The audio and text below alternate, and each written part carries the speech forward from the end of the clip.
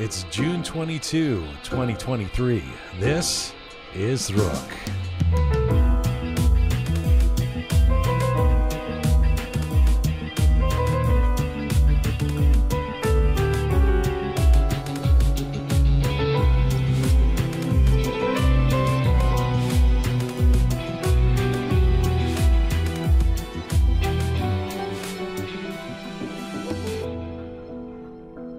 Hi there, welcome to episode 269 of Roqe. I'm Jian Gameshi. Hello to you from Toronto. Salam Dostan Aziz Durud Bar Shoma. Khoresht versus khoresh. We're going to get into it in a moment. I mean, it's dominating. Nothing else in the world matters right now. This is but the pronunciation of stew. In Persian.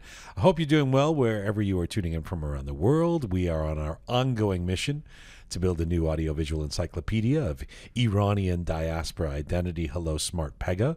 Hello. Here in the studio. Oh, Smart Pegah. Did you get? I forgot the way you said that. No, I forgot whoa. that there's a letter that I mean, we got a bunch of feedback from last week's show. Yes, we did. But there was a letter that was particularly.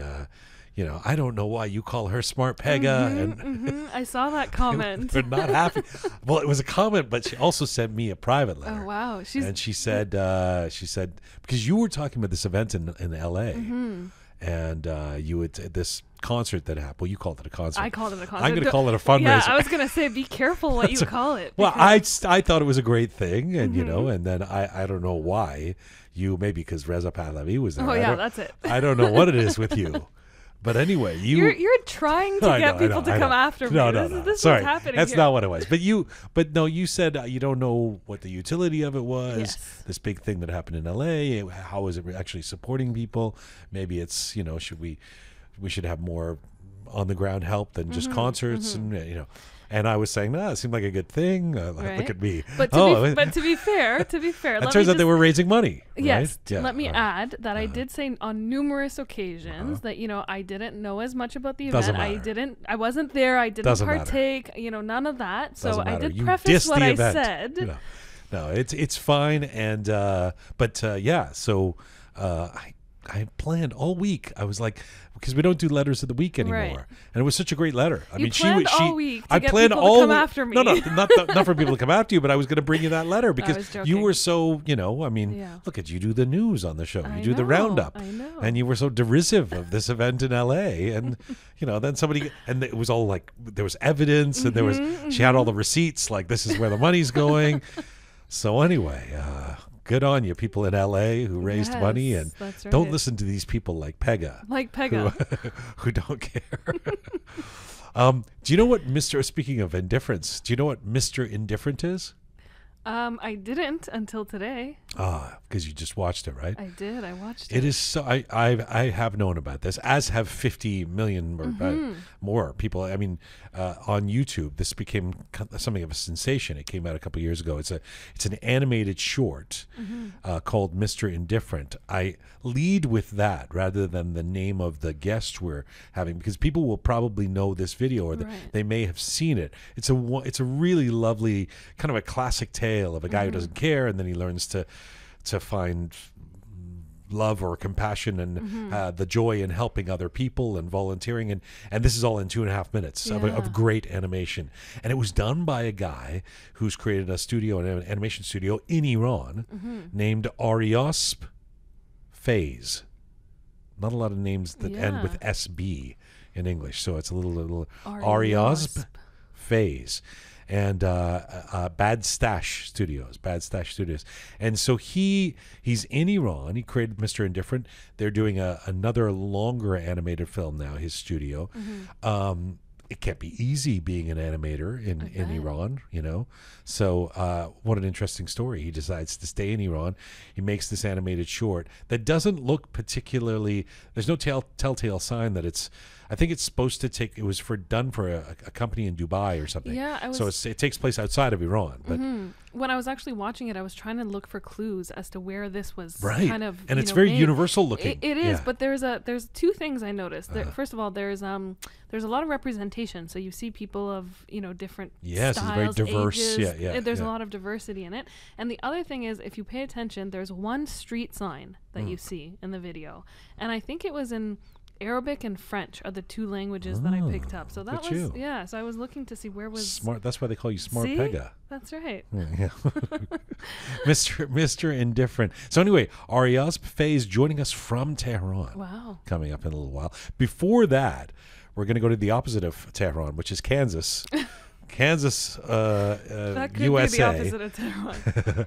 And now a gentleman named Mohammad Rasoulipour, and I've been so looking to having him on the show because looking forward to having him on the show because he's got a project called the Eranshahr project. This the subtext, the theme of this episode, which we've called drawing inspiration. Get it? Yes. Drawing. Yes, I do. These guys are animators. They draw, but also drawing inspiration. I'm trying to explain so you understand. Oh no, I understood. Yeah. No, I'm making sure because because that woman who wrote about you, I know, she's not so sure that I'll she's get not it. that she's not so sure you're that smart. No. Anyway, so I'm trying to explain things. Yes. For this Eranshahr project, it's trying to put a visual identity. It's trying to visualize historical figures and moments throughout Iranian history. Okay. So we know about the great leaders, the heroes, the people throughout history, but we don't have photos of them, right?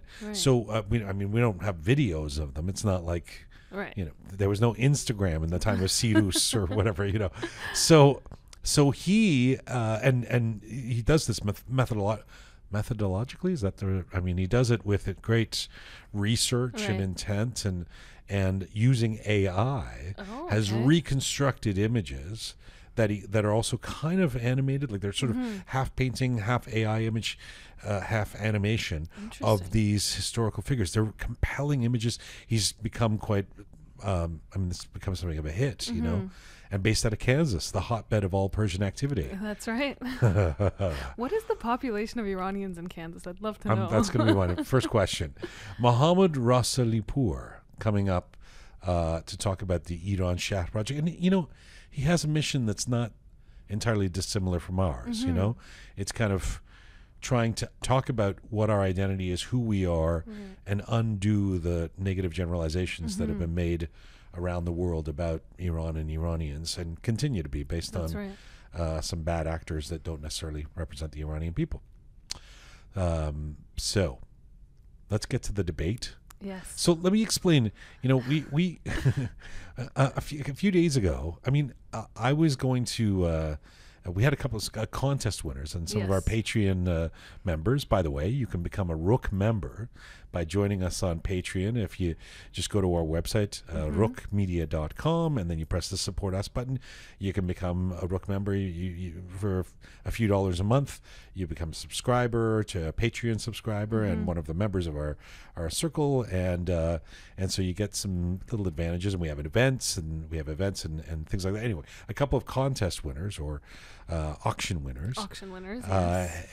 We had agreed to have them come to the studio, and originally it was billed as tea with the Roqe team, and then to amp up the auction, in a masochistic moment that I would come to regret. Heat of the moment. I said, I'll also make khoresht June. That's right.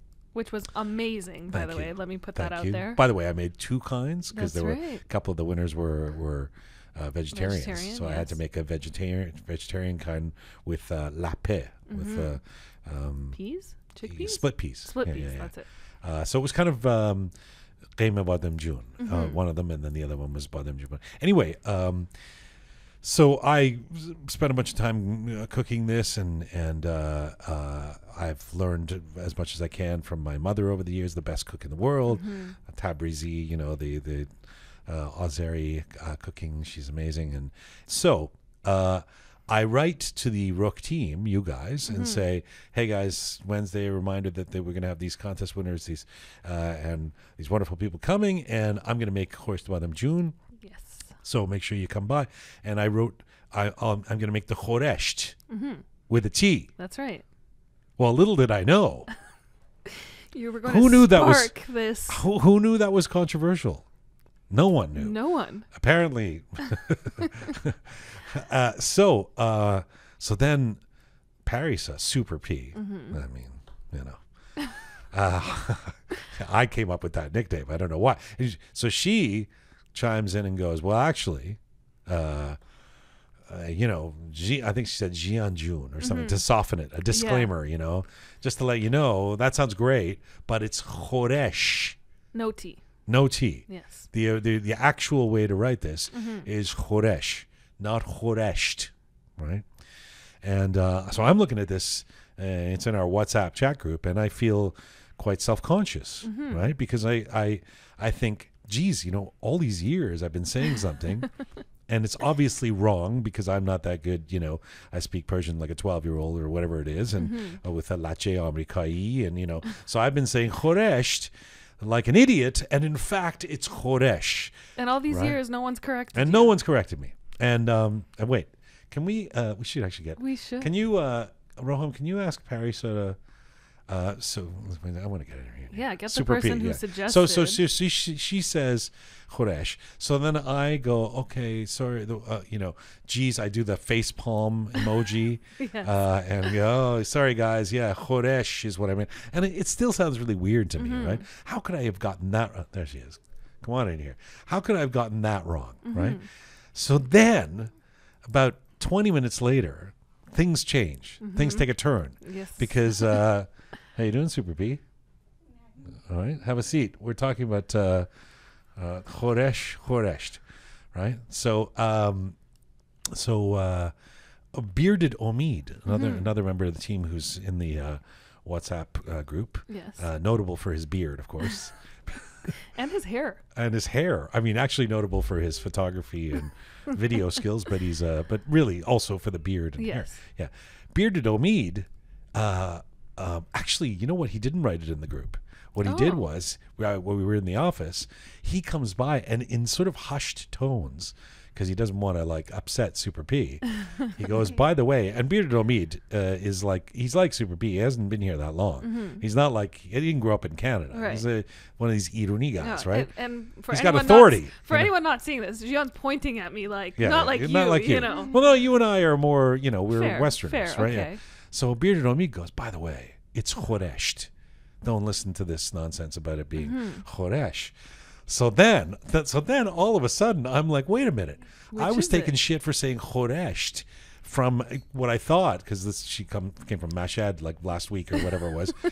and meantime, and you know, because also Parissa is very like, she's always talking about, my parents are professors and I know these things, and you know. I just wanted to say that. Yeah. So anyway, Bearded Omid says khoresht. Khoresht is okay. Right. Now, game on, right? I come out, I start running around. Settle this. Roham, you know, Savvy Roham, what's the deal? And then Roham looks it up and says, in the dictionary, it says khoresht, the Persian dictionary, right? Right. And then which Super P looks it up and says, no. In the dictionary, it says khoresh.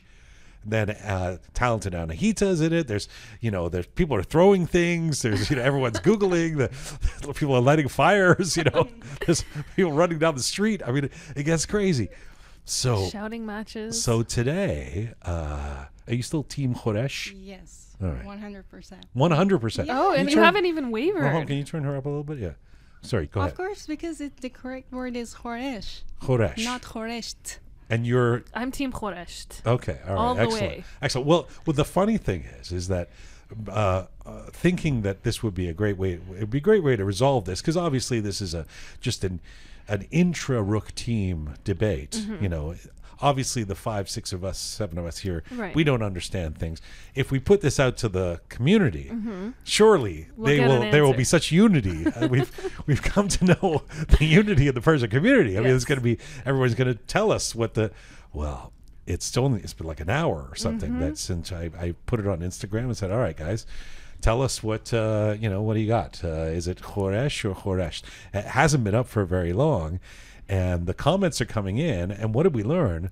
That Oh, there's no agreement, division. right? Basically it's the same as The Office. Yes. And I love that some people are like, Jian, you're okay. Like people are just like trying to make me not commit suicide. They're like, no, it's going to be okay. Khoresht is right, you know. And then others, I find that the khoresh without the T people, they're a little snobby. Maybe. Well, they're like, we know Persian.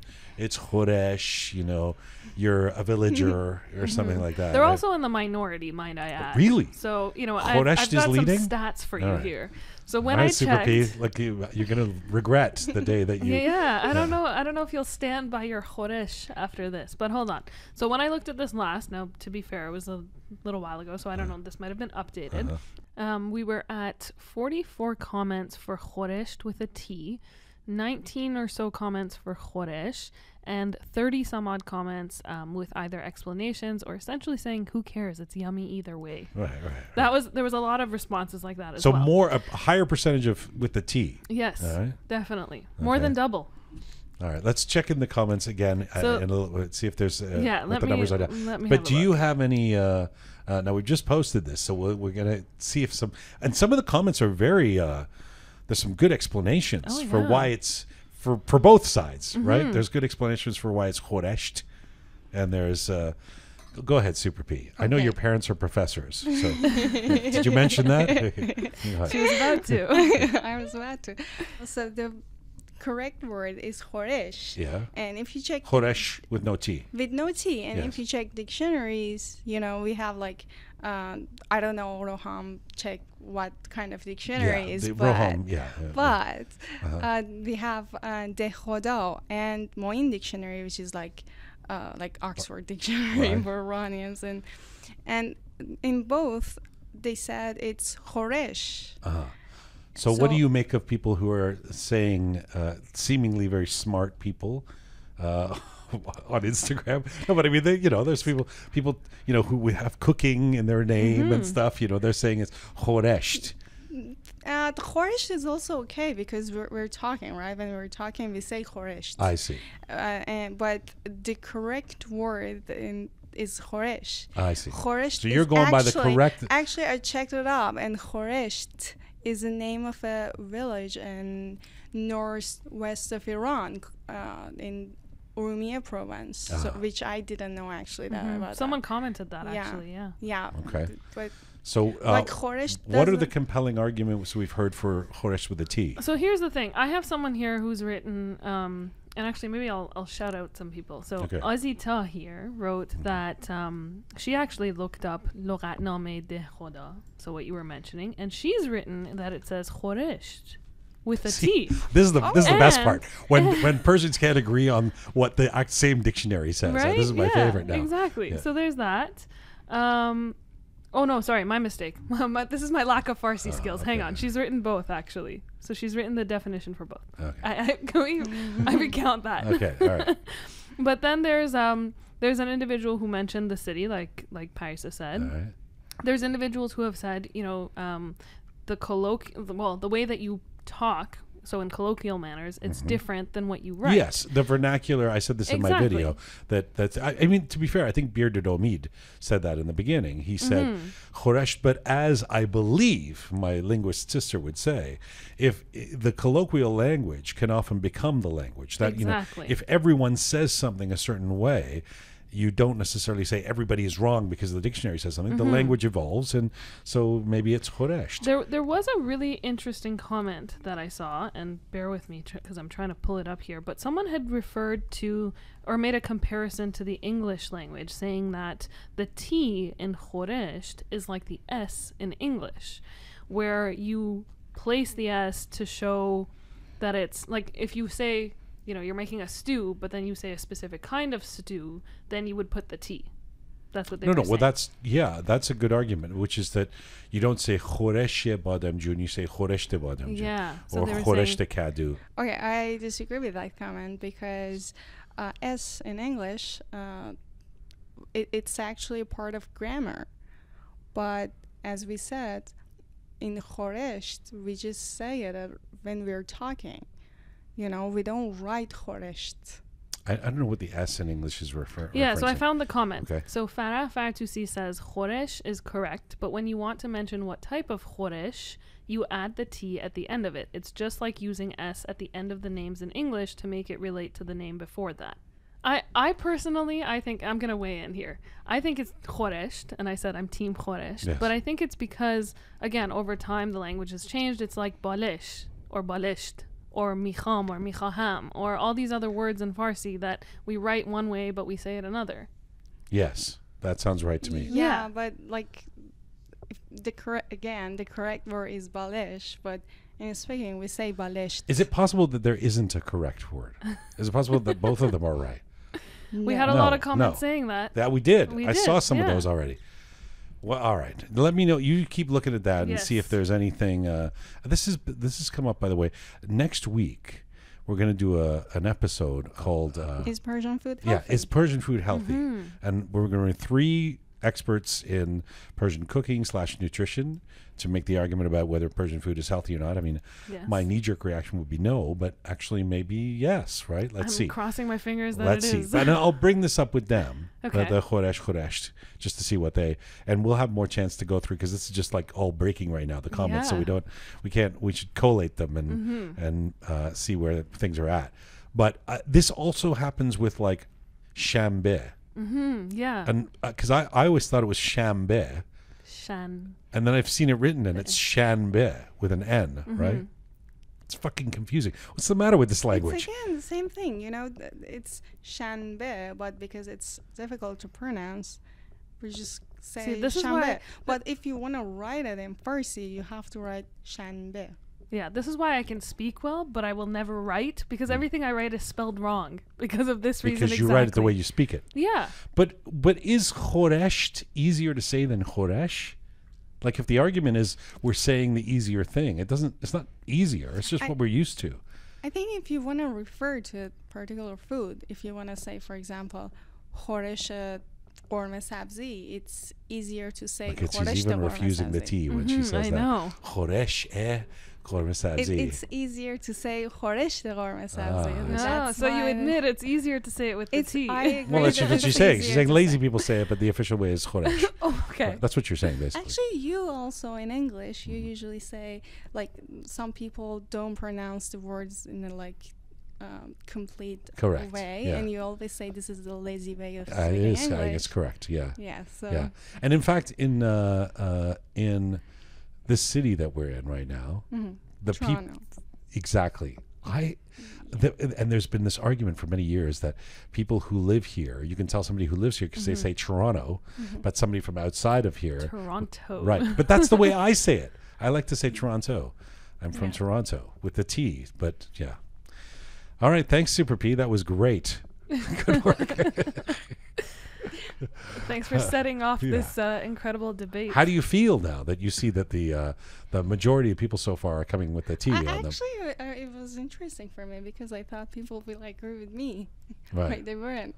Right, yeah. So far they're... but, you know, things can change. Yes. Maybe a thought leader will come out and say khoresh and things like that. Thank you. Merci. Yeah, Merci. You can go now. Bye. That's Super P, ladies and gentlemen. Yeah, thank you, Super P. We are coming to you on Roqe. So where are we at now? Has anything changed with the khoresht? Yeah, we're still divided. Yeah. Still lots of khoresh, lots of khoresht. I'm surprised at the amount of people who are fans of khoresh the badem jun. Everyone's saying no matter what, it's yummy. You cook it, I'll have it. Yeah, we like the eggplant. Yeah. The Iranians. That's right. Although some without the meat, apparently. This is Roqe. We're coming to you on roqemedia.com. You can link to all of our platforms from our website, roqemedia.com, Spotify, SoundCloud, Apple Podcasts, Instagram, CastBox. Remember, if you want to see what you're hearing on this show, you can actually watch some full interviews and episodes on YouTube at Roqe Media, and follow our descriptions in English and in Persian if you want through our Telegram channel. So before we get to our guests and the drawing inspiration theme of this episode, let's do a roundup here. And Pegah, what have you got in this week's Roqe Roundup? Lots of news this week, actually. Lots of new campaigns, lots of viral photos and videos, things like that. But I want to start off with a new campaign that was trending on Twitter. #Na or no, which started by a dozen students from varying groups and universities across Iran who issued a statement of support for their fellow students and academic community as of June 19th, so just a couple of days ago. So I don't know, I'm sure you've seen it, I'm sure a lot of other people have seen it too, but there's been this different kind of artistic ways of expressing this. So there's been photographs, there's been, some people have made sculptures of the word no in Farsi, there's been collages, all these things that have been shared over the last couple of days. And this was just to express support and basically reiterate a couple of things. And some of the messages that they were trying to reiterate was they were trying to, I guess, reinforce the idea that gender apartheid exists. In fact, they're trying to reinforce the fact that there's such a big lack of human rights in Iran. And most importantly, the fact that, and I quote this, the students will not turn back. So the students are saying, you know, no matter what, we still stand with what we said. We're still going to fight. We're still going to continue. And there was a specific line from one of the statements that was released that I want to read because I thought it was just so powerful. And it says, "We who have become us for almost a year now have nothing to say to you except the word no." And I thought that was so beautifully written. We who written. have become us. Yeah, I love that. I know. Wow. I thought it was incredible. And just to recap, and of course I know so many people within the community know this, but just as a reminder, since September 2022, there were upwards of 720 students who were detained for hijab-related offenses, and so many of them have now been either expelled, fined, imprisoned, tortured, all these things. And now a new trend that we're seeing is that so many of them have been banished. Right. Which I read this and I thought, what are we in, like 18th century? Yeah. These and professors too. Professors as well. I mean, professors have been expelled. They've been into they've been put into forced retirement. All these things. But this whole banishment idea is this new trend that the Islamic Republic is, I guess, using, where they're literally sending these students to these remote villages and saying that's the only way that you can continue your education or you know, stay enrolled. Again, terrify the people enough that there will be no dissent. Exactly. And yet the no campaign has sort of caught on, right? Like brush fire, sort of. I've seen people here hopping onto the campaign. I mean, people in the diaspora as well. What else you got? Next is a little closer to home. So in Ottawa, we saw in the city of Ottawa, they installed a commemorative sign in front of the former site of the Iranian embassy that honors Mahsa Amini. So it's like a street sign. Exactly. Yeah. So there was a street sign that was put up, and the street sign I think has her name, and the backdrop or the background of it is the colors of the Iranian flag, so red, white, and green, and it says her name, and it's right at that same intersection, right across from where the Iranian embassy used to be, which has now been left unoccupied since 2012, where it was shut down. But it was interesting because they had a ceremony to commemorate putting this up, and there were politicians. This is in Ottawa, Canada, by the way, in case you're listening outside of the country, and Ottawa's our capital. And Yes. And so there were politicians from all levels of government who attended the ceremony, Canadian politicians, of course. There were a lot of Iranians from, you know, the city who had gathered there to show their support. And actually we had a familiar face there. Goldi Ghamari was there as well. So I saw that she was there. Recent Roqe guest. Exactly. / conservative MPP for the Ottawa area. That's right. That's right. Which I thought was so important because it's always important to have elected officials and members of government recognize what's happening. So that was another. Nice. Okay, that's good. In other news, it was also the 14th year anniversary of passing of Neda Agha Sultan. It was right at this time, the Green Movement, right at this time, 14 years ago. Can you believe it's... I mean, actually, 14 years ago. Can you believe that? I can't. I mean, I was seeing the photos and I couldn't remember. I couldn't even imagine that many years have gone by since then. Yeah, and I always remember. I remember the dates because I remember. I mean, you remember what happened, of course. Michael Jackson dies. And Michael Jackson's death became such an international media focus that it took it away from the Green Movement. I think that was June 26th. I'm not sure of it. So we're right in the moment right now where 14 years ago we were out on the streets and around the world sort of trying to support the Green Movement. And Neda would be what now? She would have been 40. Right. And I think actually I can't remember. I think it was the 20th of June that she was shot. So it was just 2 days ago. Yes, that makes sense. And I mean, what really sparked this is that a photo of her parents went viral because they had visited her gravesite to mark the anniversary of her death. And I think it was just in light of what's been happening the last, 9 months, 10 months, it just brought back all these traumatic memories of what occurred in 2009. But again, I if you zoom out for a second, it's interesting that we're commemorating our own history based on events, and the events are protests. Isn't that? I mean, I know that's obvious to Iranians, but think about how interesting / sad that is. Sad, I think, more than anything. The milestones or the goalposts, however you want to look at it, in terms of the way we see our recent history, is, that was the year of that protest. This was the year of this protest, and these are not like a protest like a parade down the street. This is like a life and death protests where people are being killed, detained, tortured, etc. It's wild stuff. 14 years. One last thing I wanted to talk about, and I know that this is going to be a little bit of a controversial topic, so I'll are you going to attack a concert in LA again? No, not attacking a concert. But the reason I say it's controversial is because this isn't I wouldn't call this news. There's definitely rumors, so I don't want to say that there's a specific article or anything like that.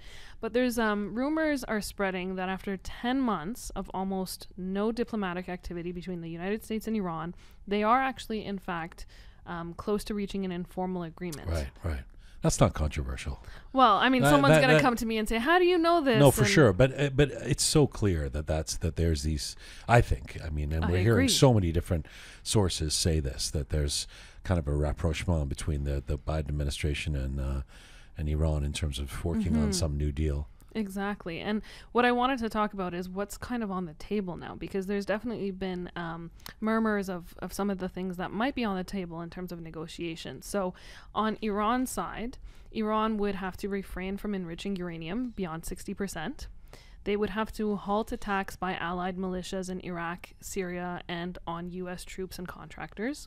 They would have to refrain from providing Russia with ballistic missiles and expand collaboration with IAEA.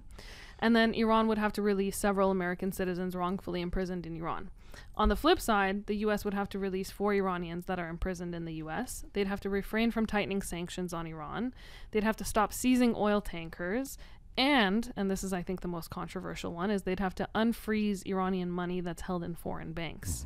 So, again, this isn't news yet, but reasons why, this is something that I think informally is definitely taking place. Yeah. All right. There you go. Thank you. Thank you. Are you off to have some khoresh or khoresht? I'm off to see if I'm right about khoresht or not. Go find out what the kids are saying on the internet. Thank you, Pegah. Thank you. All right, let's get to our first guest. Iranians know that we have a rich and storied past full of actual heroes and brilliant historical figures, as well as myths and iconic subjects of poems and stories. But given that we don't have photos or videos of people who existed centuries ago, how do we get a sense of who they were and what they looked like? Well, my first guest today is a talented Iranian-American visual artist and technologist who has made it his mission to allow us to see our historical figures. He's the man behind the Eranshahr project, and he is at the helm of this adventure currently based in the American Midwest. Mohammad Rasoulipour has made it his mission to visualize the history of Iran from the beginning to the present through the visual reconstruction of famous Iranian and Middle Eastern figures based on archaeological evidence. His renderings are vibrant and captivating and have become very popular. Mohammad was born and raised in Tehran. He moved to the United States to pursue his studies in visual arts and has worked as a designer for major companies in the U.S. for years, but now he has fully committed himself to his impressive and expansive Iranian history project. And right now, Mohammad Rasoulipour joins me from Kansas City, United States. Hello, sir. Hello, thank you so much for that wonderful intro. I'll kind of plagiarize some of it for my intro going forward. I'm super bad at writing my own bio and intro and explaining what I do. I thought that was really wonderful. Feel free to steal. Feel free to steal. And it's great to have you joining us from the epicenter of Iranian history, Kansas. Absolutely. This is where it all happens. This is where it's happening. This is where you need to go if you want to learn about Iran. No, just joking. This is the least likely place. I mean, is there a Persian community in Kansas? I think there is. Actually, okay. There's a sizable Persian community that I think was quite warm, and they gathered with our communities. There are different ways of thinking, different political views, and so it's sometimes hard to bring people together, but I think this community does a good job of doing that. The first time I saw the community at large was where in some of the Nowruz celebrations that happen annually, and so gotten to see that there are quite a lot of Iranians here, actually, surprisingly. There's no place like home. That's right. Did you get that reference? There's for you mean the Kansas girl? What was that? Super famous. I'm testing your. I know you didn't grow up in the U.S. So. I didn't, but I know what you're talking about. It's the Wizard of Oz. Dorothy's from Kansas. Wizard of Oz. Yeah. There you go. Yes, that's right. That's right. Wow. Yeah, I haven't been in Kansas City for very long. Well, first of all, I came to the U.S. in 2009, so most of my growing up was in India and Iran. But yes, I came here when I was 19 and met my wife in 2014 and got married 15 and came to Kansas City in 16. She is from here, and so I've been here since 2016. And by the way, you left cosmopolitan city of Tehran and went to a place called Goshen, Indiana. I mean, I've traveled through Indiana. I've toured for years in the United States. I don't think I've ever heard of Goshen, Indiana. I know it's a college town, but it can't be a very big one. It is not. It's super tiny. It's a town. It's a Mennonite school. I don't know if you've heard of the Mennonites. Sure. A lot of people mistake Mennonites with the Amish, which are related, but they sort of have this mentality of leaving peacefully and living with minimum technology. Are you a Mennonite? I am not. Oh, okay. No, I'm not a Mennonite. It was just. But the Mennonites welcomed you as an Iranian. That's right. Mennonites welcomed an Iranian, quote unquote, Muslim in name guy to study in a tiny college in northern Indiana, and I had a wonderful time there. Mohammad, I love the idea of Eranshahr, your company, your project. As the tagline for Eranshahr, you say, helping a group of highly motivated and talented people tackle issues surrounding Iranian/Persian diaspora community. What kind of issues come to mind that you would be referring to in a statement like that? Yeah, no, absolutely.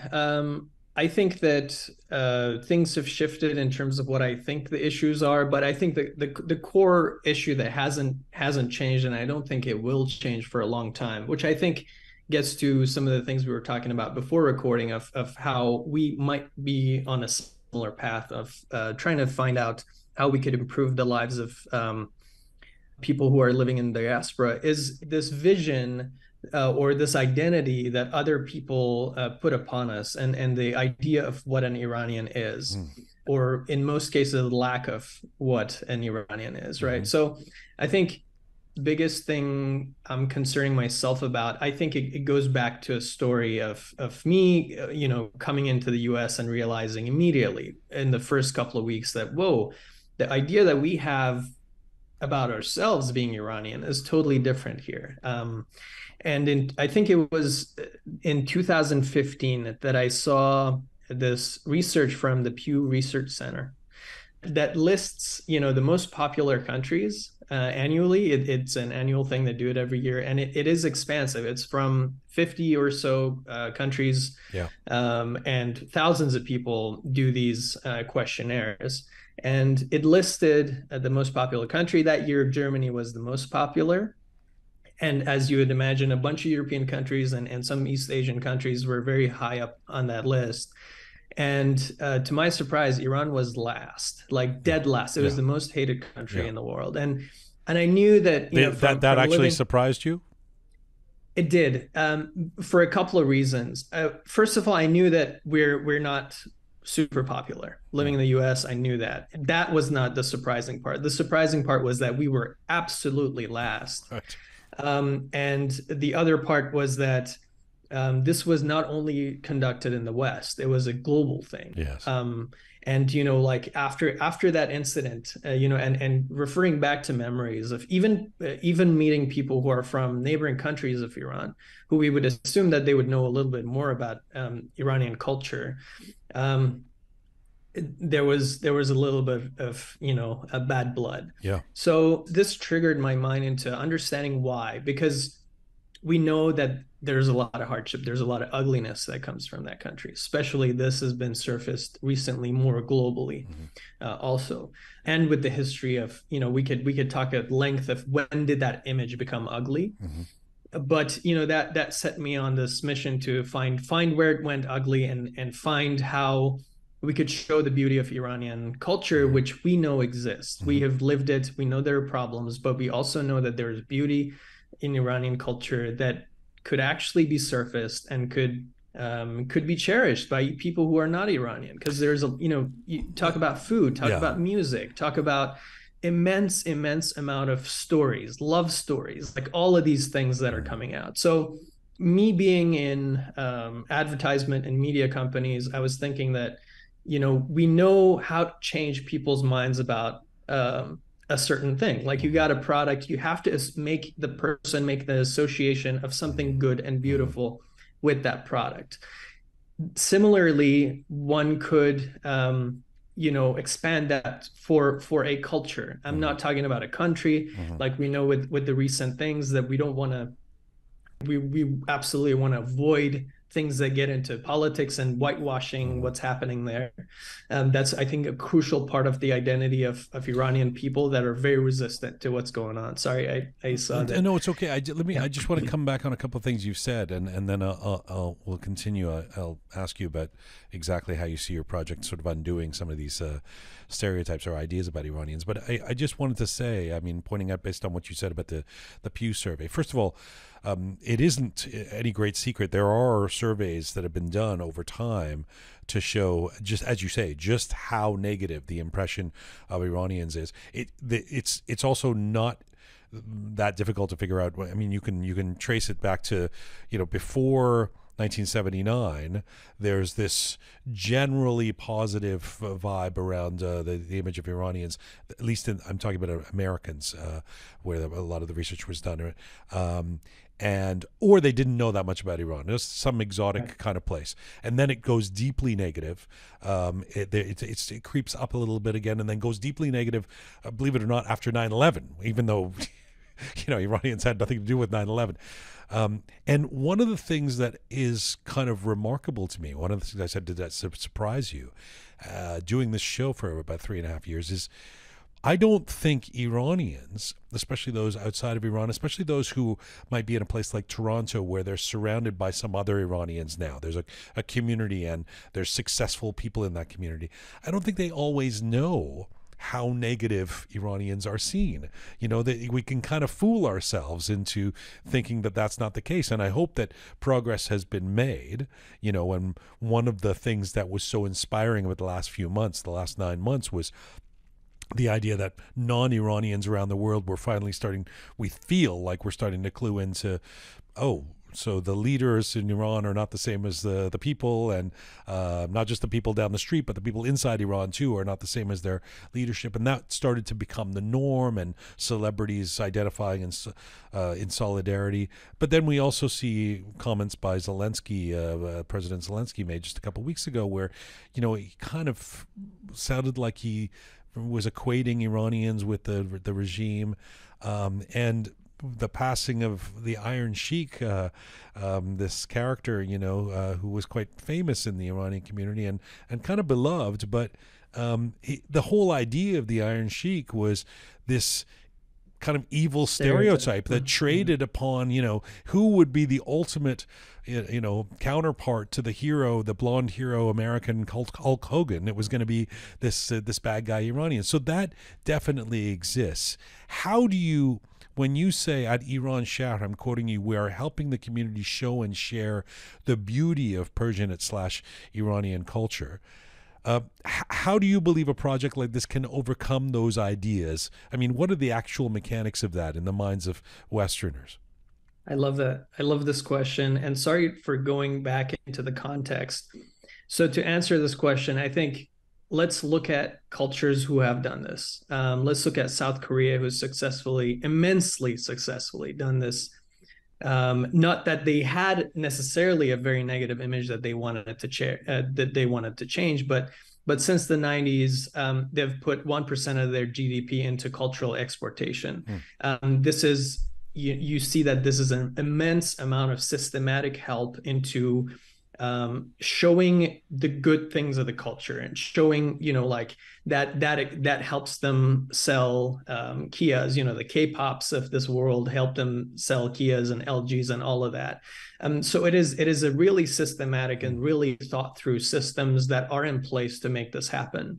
You see that happening probably a little bit more sinister way of doing it, but with Saudi Arabia and everything that's on the news with sports washing recently, you see similar things that Turkey is doing in terms of putting a lot of money into, especially in the Middle East, exporting TV shows. My parents watch Turkish TV shows. Pakistan, there's immense love for Turkey now because of some of these cultural exportations.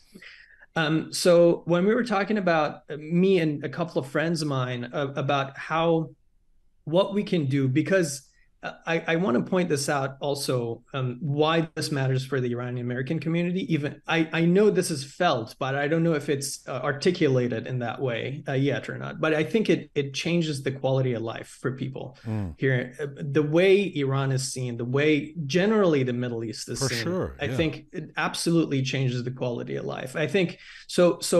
In order to shift that for the Iranian-American community, we were thinking, what are our options? We don't have a government that supports and puts a bunch of money. If it doesn't do the other, like the negative side, the ideal is that they would do nothing, right? And so we don't have that sort of system in place. So, you know, being also in technology, I was thinking, there's a really powerful system specifically articulated with a company named Red Hat of how do we see software development in an open source world. This was like, you know, marinating in my mind for a while. And I was thinking, what if we do something similar for culture? So if we don't have a big budget, what if we use the big, immense amount of energy around Iranian youth, talented, needless to say, that want to do something to show who they are, first of all, understand who they are and show it, express it to the world. How do we create that system that is open source that people can add to a few hours of your day toward a project that is clearly defined and clearly shown how it could impact? That was the idea. Can we do this or not? So that is basically what Eranshahr is. It's an open source platform for cultural, for finding out who we are, first of all, and then trying to productize that in terms of giving the Iranian-American community, the Iranian diaspora community, the tools so that they can express, not only understand themselves, but express themselves. So that they can show their neighbor, hey, this is actually who we are, not with facts, but beautiful things. Okay, but when you say like, this is who we are, let me put this to you, and forgive me if this is, if this sounds too, I don't know, philosophical, a question, and it's not meant to undermine the beauty and I believe the import of what you're doing at all. But it's a question. Let me throw it out there to you. Yeah, because I'm sure I think you probably thought about this. When you talk about extolling the beauty, your project is essentially a history project. And one of the things that we feel as Iranians is our greatest asset is look at our history, look at Sirus, Babajan, you look at, you know, the poems and Hafez and this and that. And oftentimes we're going back a couple thousand years, you know. So which we know how rich that tapestry and that content and that canon is, right? There's part of me that always feels a little bit uncomfortable with it at the same time, because it's like, oh yeah, there's bad shit happening now, but look what we did 2,000 years ago. And what does what happened 2,000 years ago, or even frankly 100 years ago, have to, Reza Shah, have to do with me and you, right? I mean, we're existing today, and the Iranian regime and all of the atrocities and whatever happening today. So it's a tough question for me, because on the one hand, of course, we should be extolling the virtues of our past and showing people what that is and who we are and where we came from. And I mean, even in other ways, I mean, in terms of the history of technological advancement and mathematics and all of those things that spawned out of Persia. On the other hand, how much are we our ancient history? Wow. I love this question. I think this is on top of mind for a lot of people who do emphasize on Iranian history. And there's a couple of things. First of all, I think that Eranshahr is not only going to be about history. I think that's a part of it, to understand ourselves and identity and where we come from. The short answer to your question is that amazingly, there's a lot of, I am understanding being Iranian more now that I understand, because I have studied a little bit about the development of this Iranian identity, and we could get into that. But as this project is its infancy and starting from the very basics of understanding from our history and going up, I'm learning more and more that it's the stories that are really identity making. It's not Sirus, Kurosh, and the great things that we talk about. It's the stories we have inherited from those, and those exist. And Eranshahr is not only about history. There's parts about the 1001 mythical creatures. I don't know if you've seen that project or not. It's going to each and every a little village that people are sending us messages through that says, here is the mythical creatures that we grew up with. Here's the things that they scared us with. Here's the things that they motivated us with. Some of them are sketchy and scary, and some of them are questionable of how we used to bring up kids. But it's that wealth of stories that we have grown up with that I feel like it's actually a bigger punch than the facts of what we did in history, So I think more and more as we are developing these foundations of who we are and where we're coming from, the outputs are not necessarily going to be, hey neighbor, here's our 2,500 years of glorious history, check it out, and how awesome we were. I think it's way more about things that are more experiential. I think putting faces, and going back to your previous observation of putting faces to these, is the thing that helps us tell the story. I think not having those and that's why I've open sourced everything that I do is free download for everybody who's making content. And I've seen a lot of cool young groups coming up and actually giving those stories, and we are reiterating our stories and re-understanding our stories. So let me ask you about that then. What is most important when you are coming up with these faces? Obviously you have to be historically accurate, as accurate as you can be. Tell me about both the mission and the challenges of these visualizations that are at the heart of. I mean, I called it in the introduction vibrant and captivating. I mean, they're captivating images. Tell me about the starting point with these things.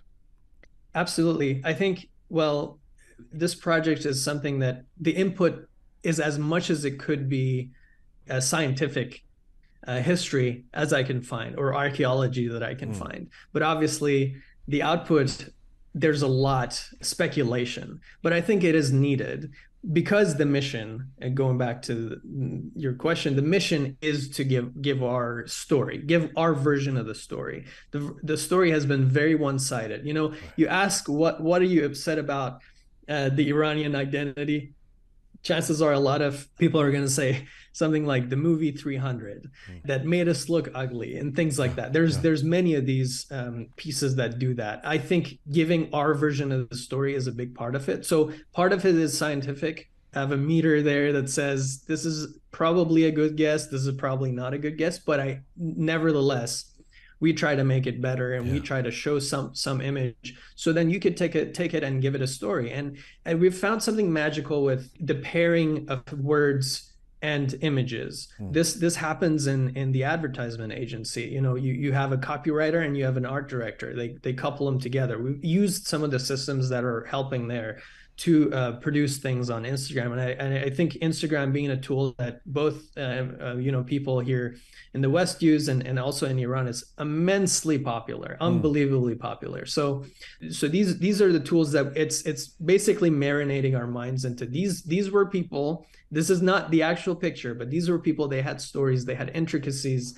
It's not all about the grandeur of the history. It's about the details, about the stories that we could gather and come up with fun things to make connections, make bridges, and help empathize us as humans. I really love the idea of telling the other side of the story, our side of the story, because it's not the same thing as denying or disagreeing with the Western narrative.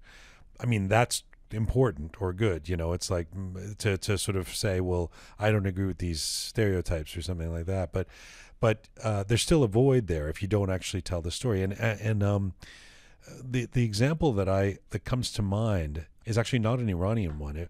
One of my favorite places in the world is Vietnam. And if you go to Ho Chi Minh City, if you go to Saigon, and you go to the main museum there, the focus of the museum is the what we call the Vietnam War, right? A war that I would have grown up opposing, just sort of as any kind of liberal or anybody, really at this point, looking at America and the history of whatever would say. But it's interesting because even if you think you know everything about it, it's so important to go and see this in Vietnam, in Saigon. If you go to this museum, because first of all, it's not called the Vietnam War, it's called the American War, right? And it's a completely different perspective, right? It's their perspective, and you go, oh, right. It's not just about whether you agree or disagree with what America did, it's seeing it in a completely different, seeing it from that side of the world, right? And in as much as you're trying to create that's so important. Absolutely. That's a fascinating example. They call it the Vietnam War. They call it the American War. The American War. Yeah. I'm sorry. There's this, I remember this guy coming up to the house the other day and saying, hey, these bugs that you have outside are called the Australian cockroaches or whatever. And I'm sure the Australians call it the American. So there's it's giving our perspective of what happened, I think, is important more than glorifying. Like, I try to hesitate from any sort of glorifying, any sort of judgment.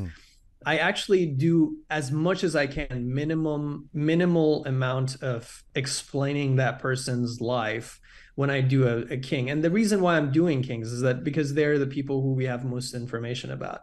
If I started digging in a little deeper, we've got information about some other layers of the society as well, which are more relatable and more awesome, I think. So it's not necessarily glorifying. It's showing what happened and giving our side of the story, because we know the West is really good at producing their side of the story. So we want to not to necessarily counter that, but we want to give our side of the story. So we add some beauty to it. The Prince of Persia is Jake Gyllenhaal, after all.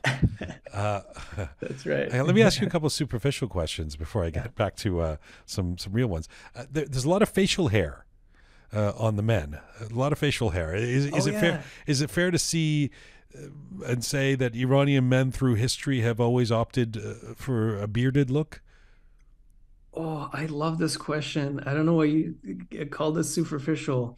I think these are really important for kids to see that these guys had immense noses. At least they chose to portray themselves that way, to with a big nose. So that we'll get to this in a second after the beard thing, because I think this is getting to something really really important. There was a time when we liked our big noses.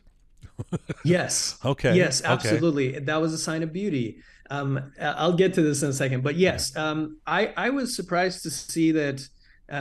We know from the Achaemenid era that a lot of the visualizations are these bearded men with curly beards specifically, and I am, at least at this point, not sure if they were naturally curly or they curled it to appear more Assyrian or Babylonian, the awesome people at the time or the recent past.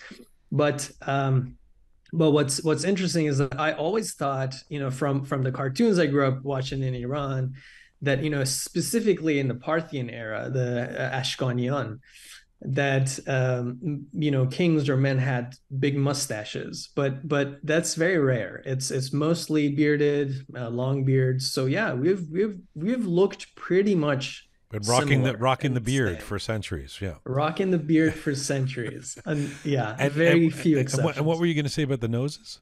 Yes, so for the noses, it was early on in my project that I wasn't sure if this is something I wanted to continue or not. I knew it was important, but it was some of these comments that made it really real for me. I had done one person who was named Bahram, and one kid named Bahram had written under it that, oh wow, I didn't know that there was a king named Bahram. I am proud of my name. So take that. Once there was a comment on, wow, now I see where my nose comes from. So the kings also had these massive noses. I'm proud of my nose today. So, like small things like that, if you see your past and you see your history, again, it's not about the grandeur. It's about who we are and where we came from. Gives at least me and a couple of people who have expressed it a sense of identity, because over time, I think we have been kicked so much different directions that we have sort of lost that we could be ourselves, and in a non-harmful way, we can be proud of who we are. Mohammad, how do you deal with skin color? It's something that's very always controversial in the Iranian community. Mosefidim, we're not really Safid. But it occurs to me that this generalizes. This has always been an issue around renderings of Jesus Christ, right? Of Jesus. there's a whole canon of work where Jesus is like a super white guy. Looks like he's in Haight-Ashbury in the 60s, and then there's obviously a movement that says Jesus was actually black, and then there's a whole bunch of shades in between. So it occurs to me we face the same sort of thing when we're looking through Iranian history. How do you deal with that? Yeah, that's a really interesting topic. Specifically, Iranians who are in the West, and because the Western influence has gone to Iran, I think there are a lot of sensitivity around skin color. I do mention in a lot of the works that the skin color obviously cannot be extracted from, for example, a coin. We can't tell what color the skin of this person was. But there's big movement, I would say pseudoscientific, that they've taken scientific evidence and they're trying to expand it to everything. And it's very white power forum based. I've seen those when I was 17 or something, of Iranians trying to fit into this whiteness that is being portrayed. And I think there was a lot of, again, pseudoscientific literature in the 50s or before by the Nazis and by the West to make Iran appear as an ally. So there's a lot of politics going on with that. But I think, first of all, it's really difficult to tell what an individual's skin color was. But I think what is really apparent, seeing all the artwork from various times and from various locations, there's no single conclusion you can arrive at what the skin color was. But what you can tell is that Iran has been a diverse region. Yeah. Of whether you want to call it racial or ethnic, or it's been immensely diverse, and we see that in the art.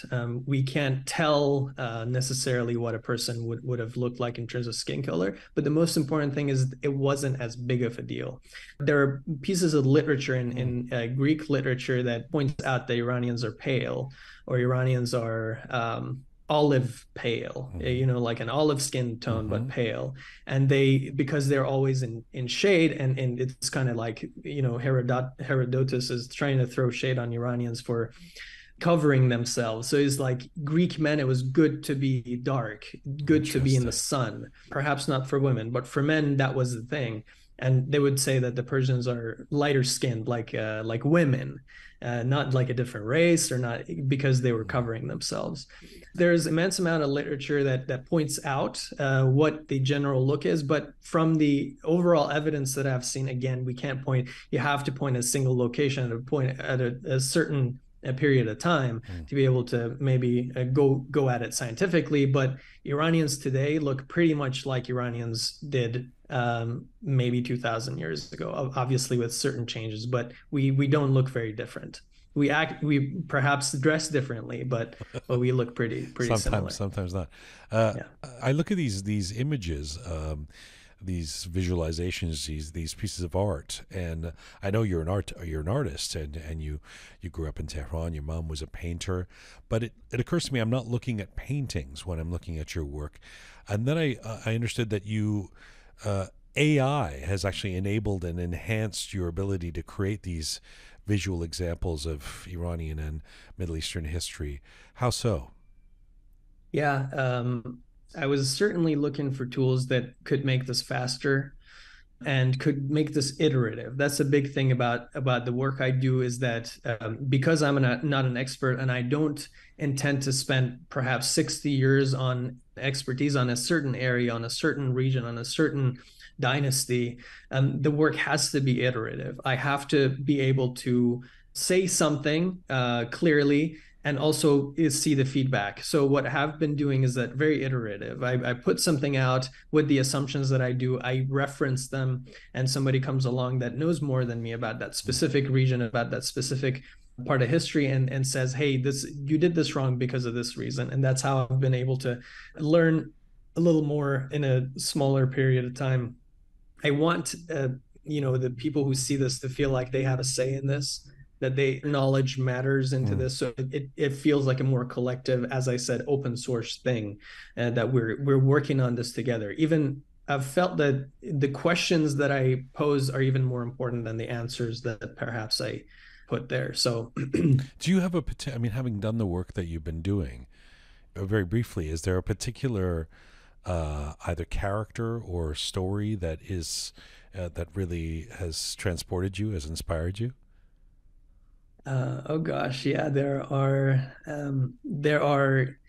Like, who's a historical figure that every Persian listening right now needs to learn about? Stat. Well, I think the most popular is Bahram Gur. He's a Sasanian king. I think he reigned for, I believe, 19 or 20 years.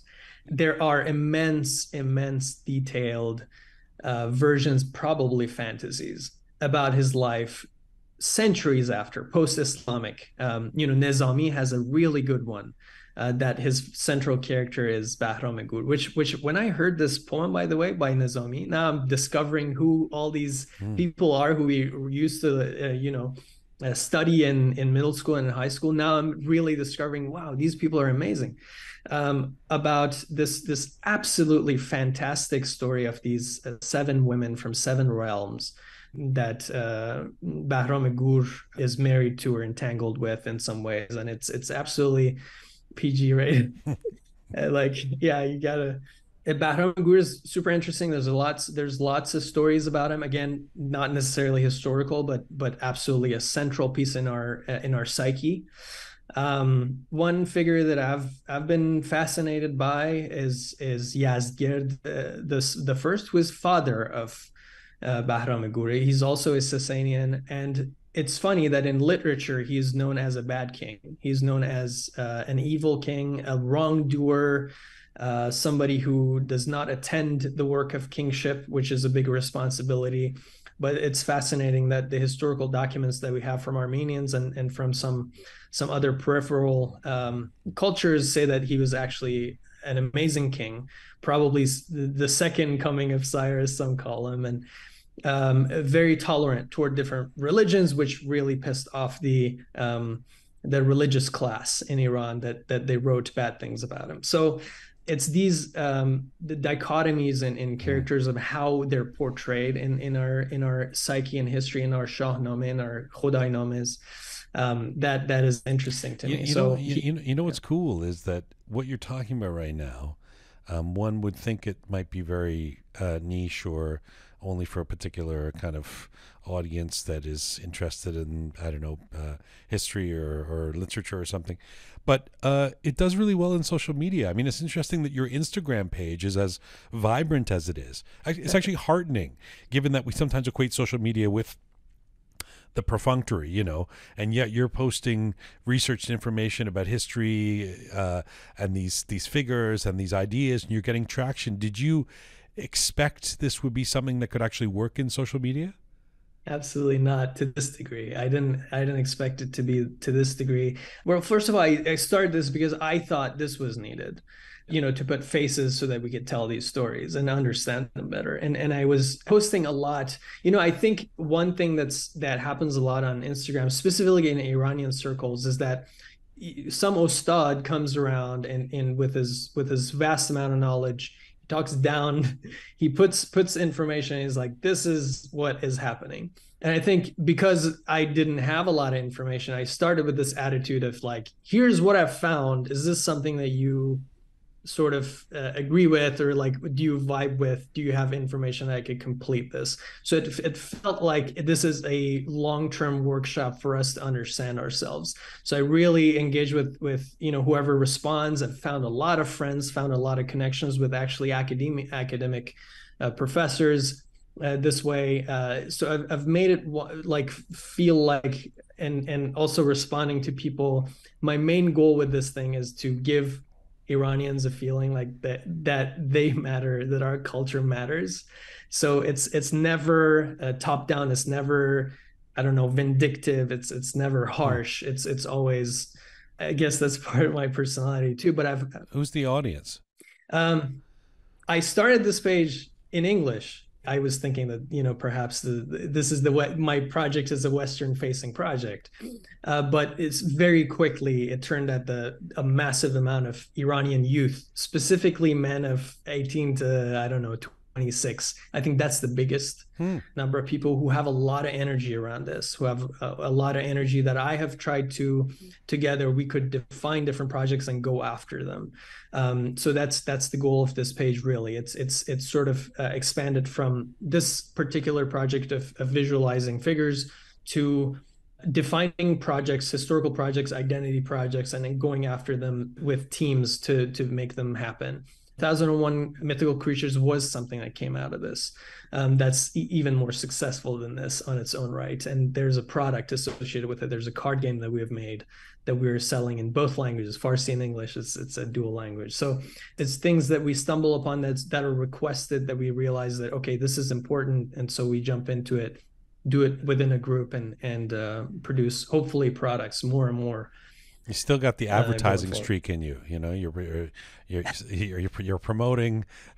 Available now. There's discounts. Available now. three for the price of two. But speaking of which, how do you monetize these activities? I remember, Jian, I'm answering all of the questions with a bit of turn. Sorry about that. I remember listening to Hamid Rahmanian's podcast on here. Hamid Rahmanian has been... You mean when he was on Roqe? Yes, yes. He's a huge inspiration for me. I don't know if he knows that. I've messaged him a couple of times, but the way he saw things, and he saw that we need to bring this English production to the West, so that not only Iranians who are second generation could use, but also Americans could understand our culture a little better. So the core of the ideas are really, when it sparked for me, was in 2015 when I saw his work with the Shahnameh and all of that. And I remember when he was on this podcast, he was talking about how difficult it is to sell products sometimes to the Iranian-American community. Well, they give the lip service, but they don't actually pony up. It's always been an issue for us too with Roqe. Yeah, that's true. So I think it takes a village. I think it takes multiple people trying to show that this is possible. New ideas coming in, really going hard at it. Let's imagine it like this. We have about 2 million people, 2 million Iranians, at least that's the official. I think it's way more, but 2 million Iranians in North America, Canada, and the United States. More. Let's say, more, it's definitely more. But let's say conservatively 500,000 families that are Iranian that are living. And Iranians who are living in North America are usually typically a higher income than average, and they're more educated than average. They have this issue of their identity being misrepresented, and they want to do something about it. So if you put this combination on paper, at least, this has got to be a massive business for anybody who's producing cultural products, because parents have kids, they want to show them where Baba and Maman came from, like all of that. So I think on paper it checks. With the first product that we launched, I think we're not seeing that scale, but also we're very small. I think we're seeing traction. I'm immensely hopeful that this is going to be huge. It's just the pathways aren't made.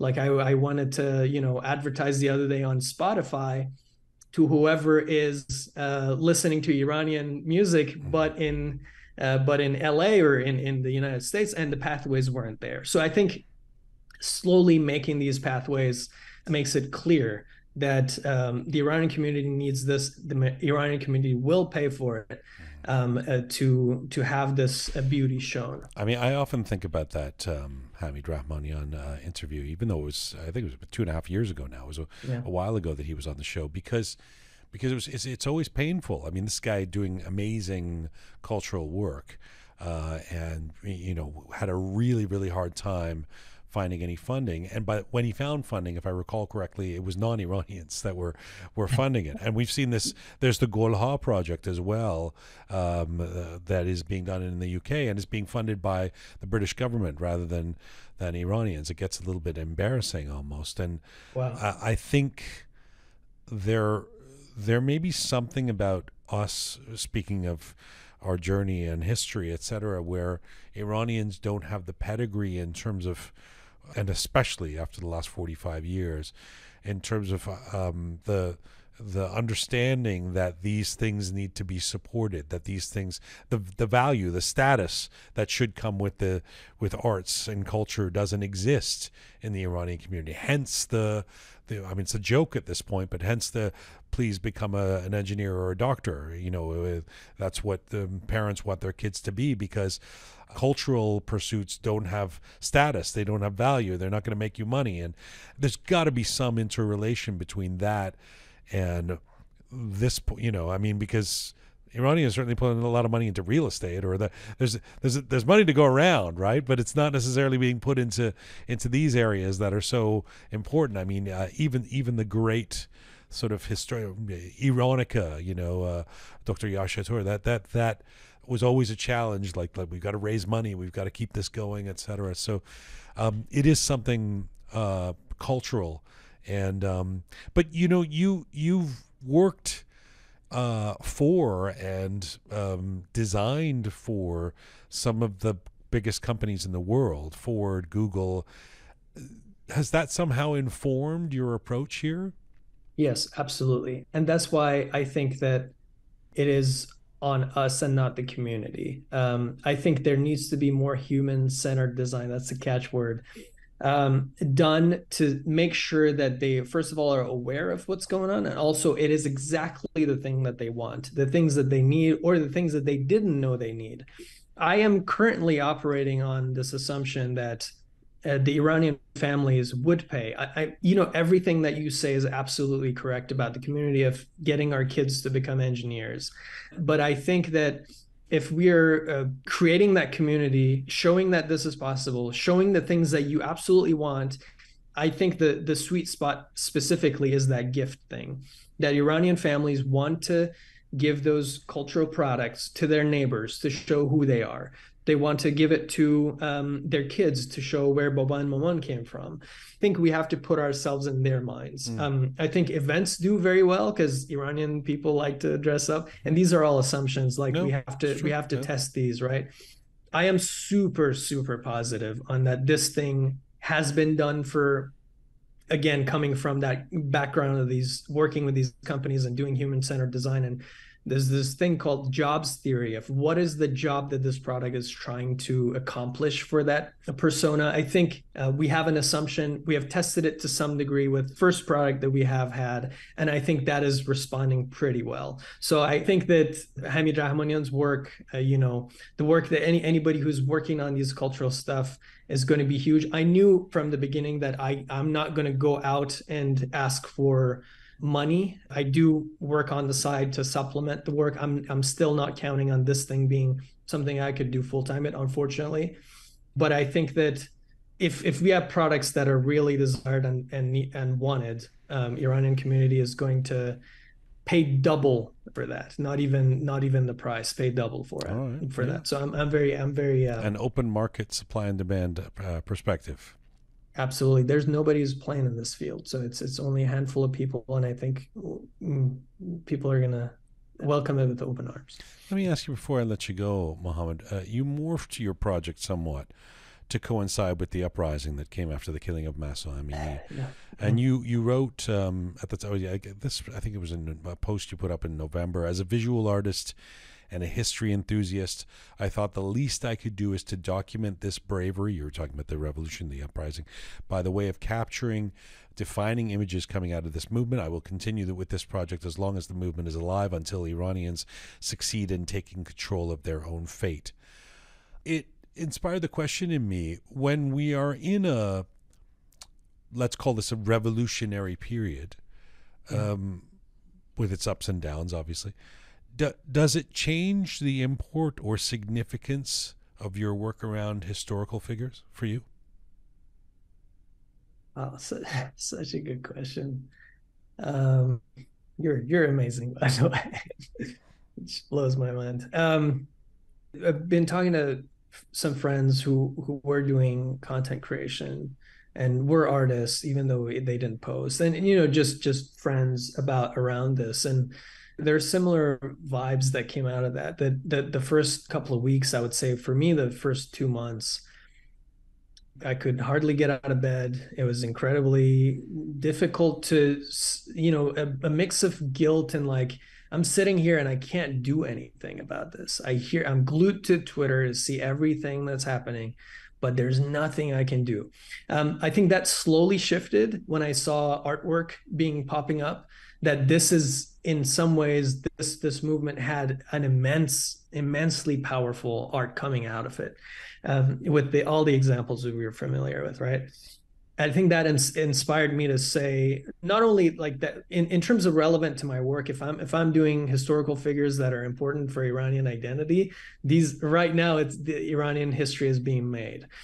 So that was not a hard jump for me in my head to do, but I just felt like this massive amount of energy that is present needs to be documented in some ways. I tried to be sort of like not judgmental about it. I didn't change any of the figures. I just reposted some of the pictures that were becoming iconic. Some of them sad, some of them immensely brave, some of them really powerful. That's the way I went forward. And I think as months passed, I realized that this work is more important than before. Than I thought. But I also understand that when a collective nation does something, as you said at the beginning, the dark clouds could really go pushed to the side. No amount of big money project could have made this distinction between here's a nation who wants freedom and here's this group that is trying to control everything with any means possible. So I think first basically realize that this could organically happen in a really powerful way. But I also know that for creating a new future, I think we need to dig into the past and understand the past a little better. Did the uprising change the importance of, or somehow, I'm interested in the relationship between, this time of fervor, especially, between September and say January, when people were really inspired and out in the streets around the world. Does it change the relationship or the interest level in the story of Dariush or Khosrow and Shirin? Or did you see that at all? I haven't seen that. We were even afraid to introduce a product because we have been working on it for a year, that deals with, you know, things that are not relevant to what's happening. Right. That's what we thought. But no, it was welcomed with open arms, and people are like, we need this. We're ready. We're maybe even if they're thinking of it as a break, maybe if they're thinking that, you know, we do have a core that we could rely on to understand better, so that we could create a better future for. So I didn't post things that I thought wasn't relevant. Like, I didn't do a bunch of Dariush and, you know, things like that. But you know, specifically, I've been focused a little bit more on finding women in history, which is unfortunately harder. Yeah. But you don't have as many images of women. You don't, absolutely. There are images of women specifically from the Sasanian times, but also all over. But you know, that's the shift that it made into me onto digging deeper in terms of finding women. But I don't know if that was a direct answer to your question or not. But yeah, things shifted. I just don't know how to adapt with it the best way. It's a tough question. I'd say it was just an idea I had. Thank you. Thank you for the work you do. Thank you for taking the time today. Your project now includes, I mean, as we've talked about, interactive visualizations, books, games. What is your ultimate goal, would you say? What is your fantasy, if you can be a teenager about it, with the Eranshahr project?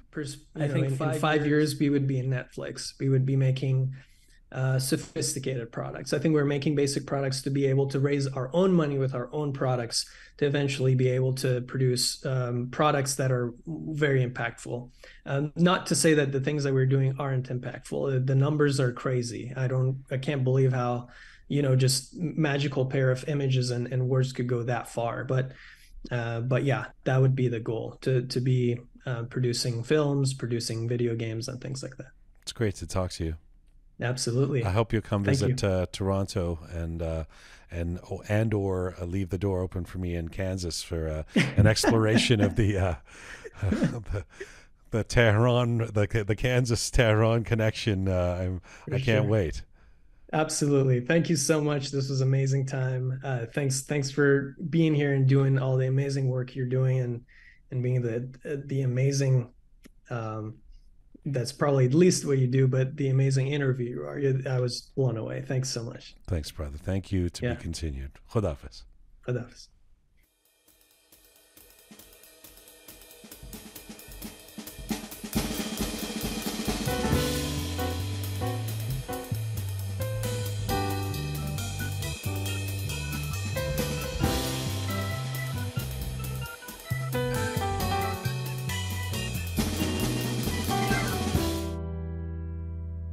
This is Roqe, episode 269, Drawing Inspiration.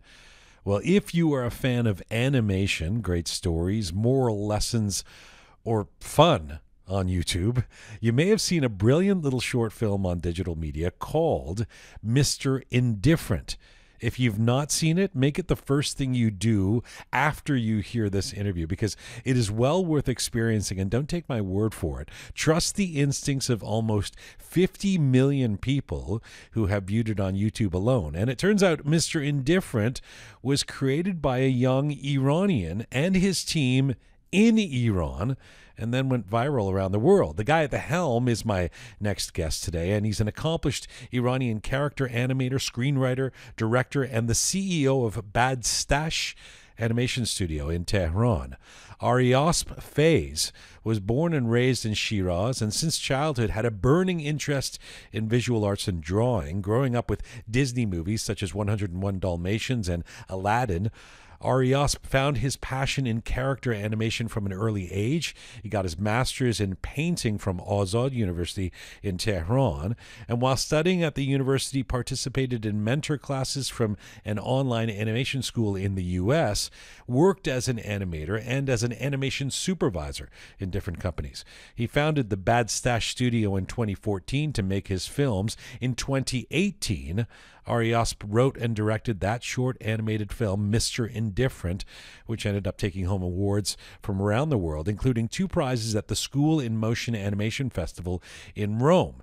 He and his team have been working on a longer, more substantial film called Tomorrow. That'll have its release in the coming months. But first, right now, Aryasb Feiz, joins me from Tehran today. Hello, sir. Hello, Jian. Thanks for having me. What a great pleasure it is to have you on. I'm a fan based on your your work. I mean, when I first saw Mr. Indifferent, I didn't have any idea that it was made by an Iranian guy. It's such a little gem. Did you have any idea that this little animated short that you directed would become a global sensation? No, not at all. I just wanted to finish it on time and give it to the client, but I had no idea that this would happen. I remember that we didn't make the credits for it, and we just gave the final version to the client, and that one became viral. So the one that became viral, it didn't even have the credits and our names on it. Right, because this actually started as an advertisement that you were commissioned to create by a company, right? Yeah, it was it was for a bank, Emirates NBD Bank in Dubai. Aryasb, does it surprise people when they find out that this was created and produced in Iran? I mean, if you look at it, you don't necessarily know. There's no telltale sign it's Iranian. Does it surprise people? Have you found that people who, of those 50 million viewers, have you seen them get surprised when they find out where it was created? Yeah, we are still persuading people that we've made it. They won't believe it.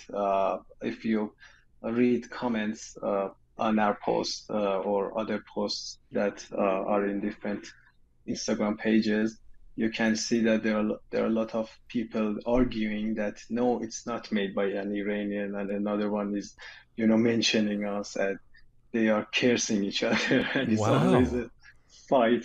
Yeah, because we couldn't put an Iranian there. It was a commissioned work, and we had to put their signs, put their language, put their city buildings. They wanted it to be to look like Dubai, right? So we couldn't put. But tomorrow is our short film, and it is based in Iran, in Shiraz actually, and it has a lot of things that I think Iranian would love. Do you think that this incredulity that people have of not being able to believe that it was made in Iran, and the fights that they're having in the comment section or whatever, do you think that is, I mean, surely it's partly the way it looks, but also, I mean, where it seems to be set, but also in terms of the animation, we're used to expecting that animation of this quality. I mean, I don't know that much about animation, so I see something like this, I think, oh, this is from some giant Pixar studio or something. It's hard for me to believe that, a little team in Iran did this. Is that my own prejudice, or is that the kind of reaction that you get? I don't know. We see this reaction from other people from other countries too, that they won't, believe it. I remember showing it to some of my teachers from Animation Mentor school that I took around more than 10 years ago, and they wouldn't believe it, and they would say that, wow, this looks amazing, and I've seen it. So I think, I don't know. What can I say? Like, if you saw it and you hadn't created it, would you think that it was made in Iran? It's very hard for me to say this. I don't want to suggest there aren't incredibly talented people in Iran. Like, I mean, it's just that the level of animation is so great. It looks like it comes from a big company of some kind. We have great artists in Iran. They usually don't get the chance to show themselves properly. And this project, I think it had enough budget and enough time so they could show what they are really capable of. But where did this company, this bank, how did they find you to commission you to do this? A production company in Dubai saw the trailer of Tomorrow, which which we published, I think, a year before Mr. Indifferent. They saw it, and the city and the walls and the streets, they look a lot like the old part of Dubai. So they really liked it, and they thought we could, make something that looks like Dubai. And that's what they told me. I think they saw the article in Cartoon Brew too. Cartoon Brew did an article, yeah, about tomorrow, and it was a good publicity for us. So it's ironic that I mean, I guess it's a lesson out there that it's good to put trailers up, because even though you hadn't finished tomorrow, you still are finishing tomorrow. You got a big gig based on just the trailer, right? Yeah, yeah, it was great. Actually, we wanted to make tomorrow, so that short film would be our promotion, so to promote our studio. But Mr. Indifferent actually promoted us, and we haven't finished tomorrow yet. Why do you think Mr. Indifferent resonates so much for people? Why do people love it so much? Yeah, I think the film is very clear, and it doesn't have any dialogue.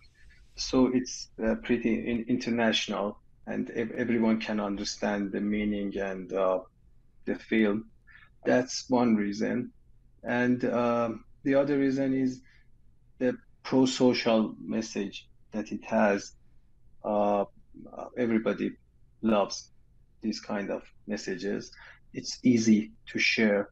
And the characters, I think the characters are quite relatable.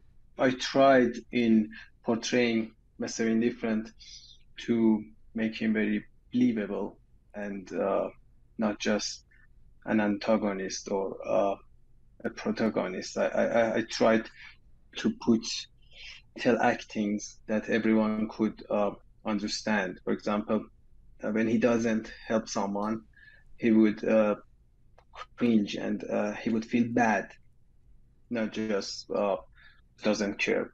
Right. He will feel bad because I think everybody feels the same when they don't help. We try to blame ourselves and think about it after that. I think these things are the reason, but I don't think that anyone can predict if a video will go viral. It's human beings are very unpredictable. Right.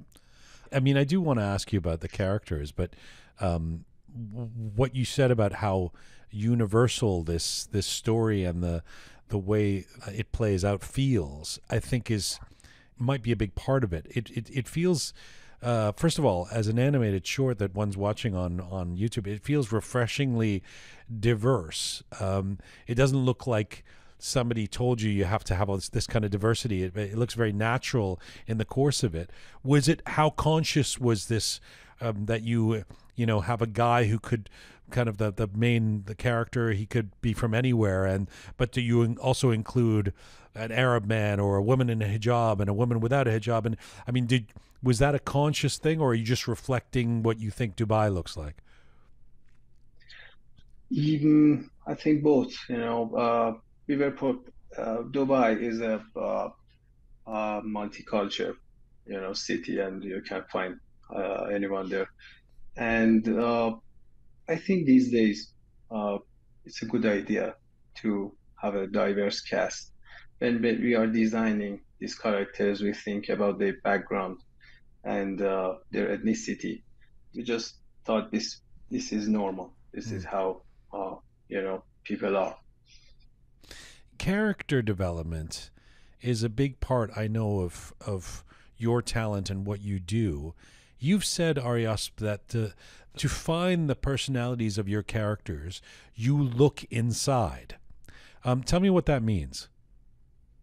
Yeah, for example, Mr. Indifferent, when I wanted to, as I said before, when I wanted to think about his acting, how he will go from, his character development arc, how he would become from Mr. Indifferent to a caring person.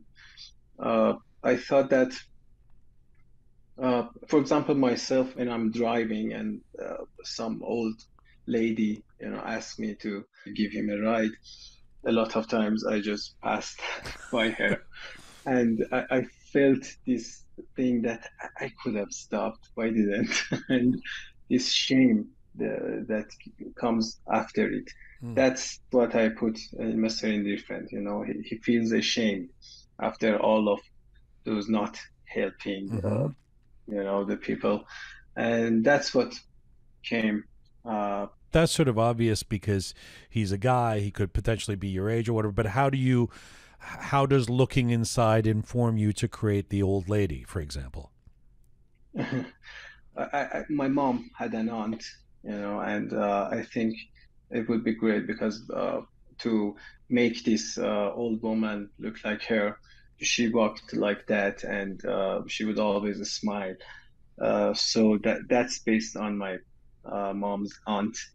She passed away, I think, 2 years ago.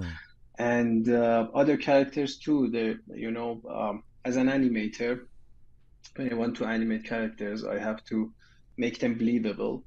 And the first place that I look is around myself, you know, the people around me, my family, my friends, and other people in the city I see every day. So that's the first inspiration that I get from the life around me. And most of these characters I have played, I see every day. So that's the first inspiration that I get from the life around me. When you're an animator who is already as talented and accomplished as you are and has been passionate about this, how much is the animation occupying your brain? I'm curious, as an artist, how this feels to you. In other words, at this stage, is doing animation is it a job that you do when you get to work, quote unquote, each day, or when you're walking down the street? Do you see things in animation? Do you think in animation? Do you dream in animation?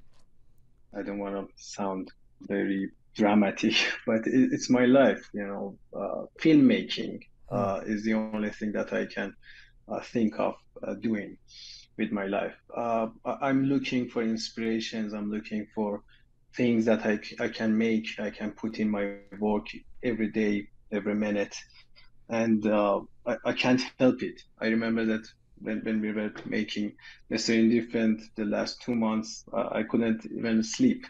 I would wake up at 4 a.m. and I couldn't just sleep, and I had to go to office and wait for everyone to arrive and see them work, and then I would relax and I could sleep. I fell in asleep. But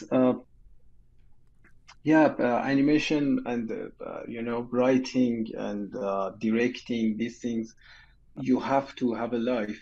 You have to have experiences to be able to put it in your work. I have to have a very fulfilling life. So when it is needed, when I want to write a character, when I want to write a scene, I could write a believable one. You know, you're always kind of work. Your work seems very reflective of reality. Mr. Indifferent, certainly, and the trailer I've seen for tomorrow, it you know, it's an animated version of the world we know. There are no dragons or five-headed dogs, or do you care to go into that sort of fantasy realm, or do you more see your animation in reflecting reality?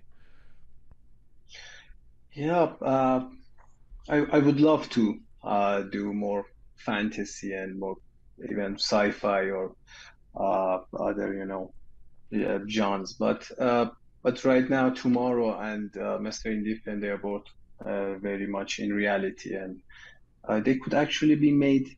You know, they could film them, and it wouldn't it would be possible. But I think animation is an interesting form. It's more hyper real if done properly. It has the good things of reality and the bad things and the ugly things. Maybe they are omitted, and I don't know if you can understand, but it's very much more pure than a film. That's why it is very popular.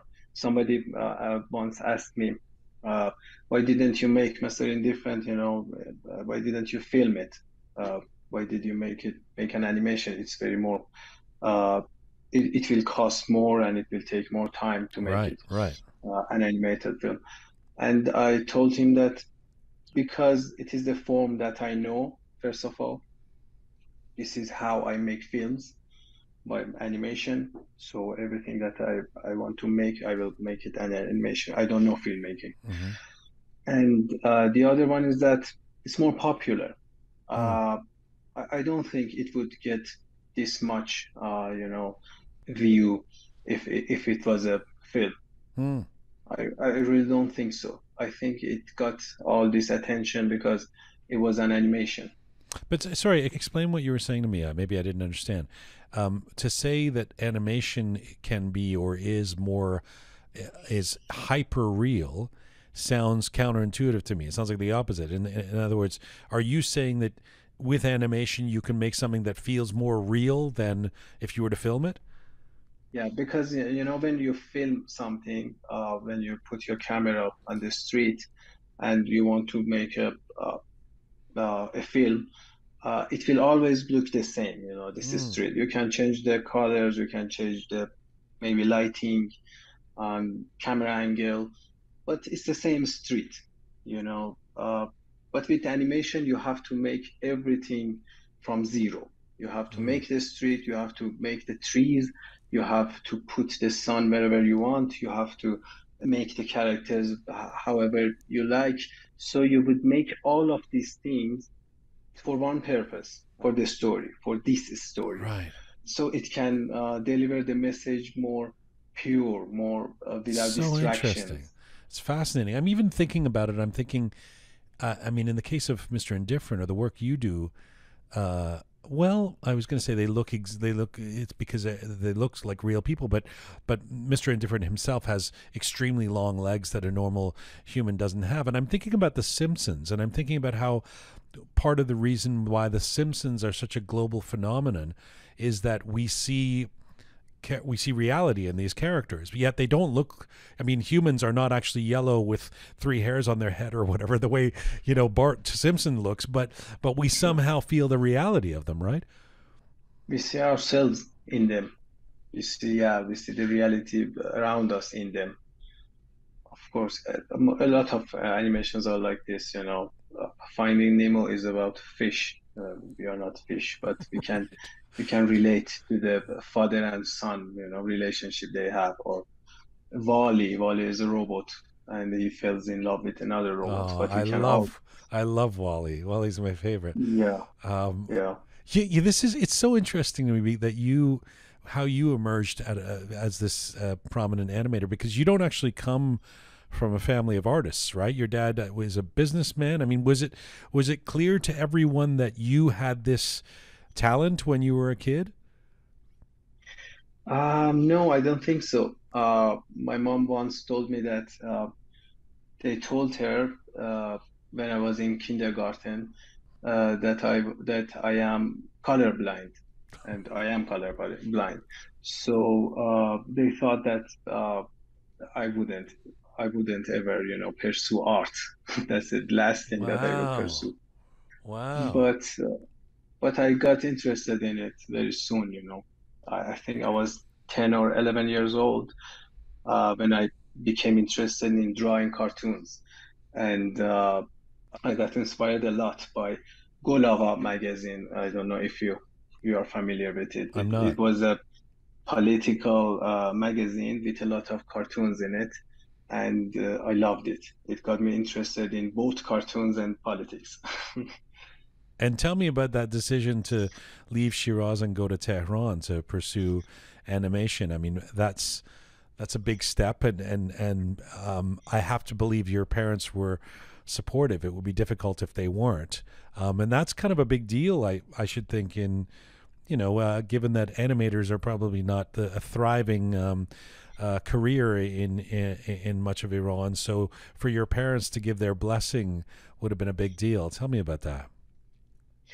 Yeah, my parents were always supportive of any stupid and weird decision that I had. I'm very grateful, and I'm very fortunate to have this family.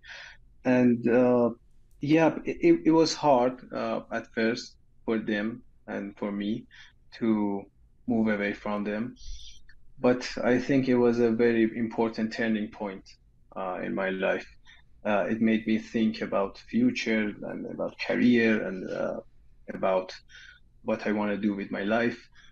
I think I wouldn't, do these things if I would stay with them in Shiraz.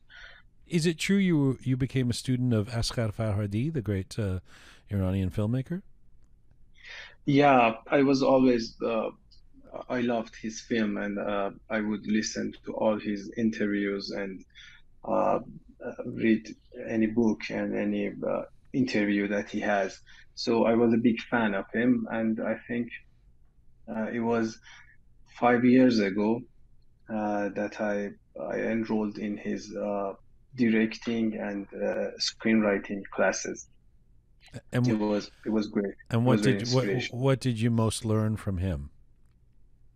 The way that he thinks about filmmaking, the way that he thinks films should be, and how he decides every aspect of the filmmaking to fulfill that purpose. It gave me a clarity of how I have to approach filmmaking.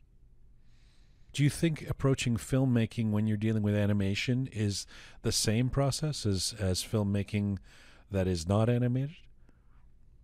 Yes, a lot of they have a lot in common. Screenwriting is almost the same. These days you can do anything in films too, so they are both kind of the same. Maybe you can't have a fish for a character in films, but I don't know. Maybe you can.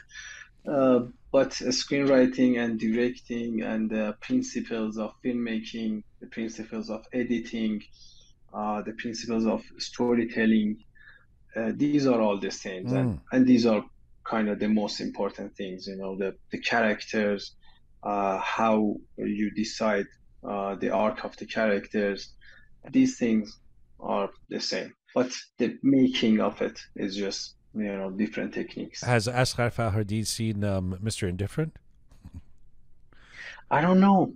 I didn't show it to him. Send it to him. It wasn't made.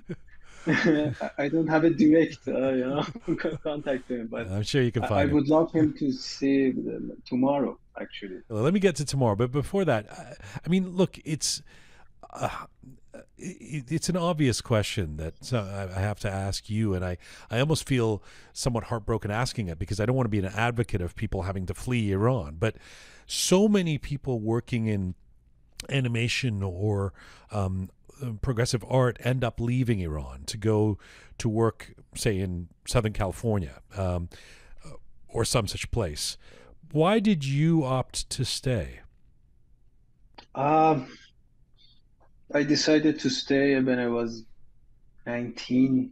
I went a couple of, Europe trips with my family, and I see Europe, and it was beautiful. It was great. But kind of, it made me think that, I don't know, it isn't that special, and I thought, and very naively, that I could do whatever I want, wherever I want. So I decided to stay, and all these years, I told my students, my colleagues, my friends that I would stay, and it's okay, we can work here. I would love to. It was my dream to make a good quality, like American quality animation in Iran.